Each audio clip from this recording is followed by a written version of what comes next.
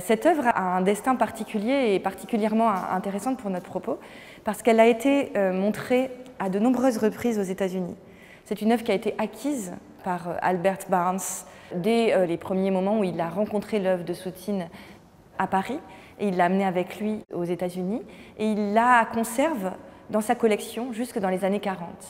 Grâce au prêt d'Albert Barnes, elle a été montrée dans des galeries américaines où elle a pu être vue par les contemporains. Et on sait notamment qu'elle a été montrée dans la galerie Sidney Janis juste avant la rétrospective de Soutine au MoMA en 1950. Une exposition particulièrement intéressante puisque aux côtés des œuvres de Soutine étaient présentées des œuvres de De Kooning.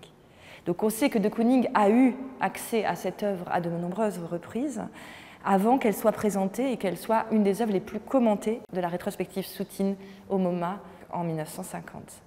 Thomas B. Hess, un grand critique du moment, a notamment commenté cette œuvre. Tout respire, dit-il. Cette toile, c'est comme si elle vivait.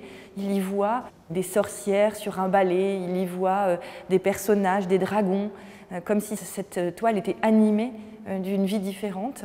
Cet expressionnisme du geste de Soutine qui est particulièrement apprécié par les peintres de l'avant-garde de cette époque, parmi eux De Kooning.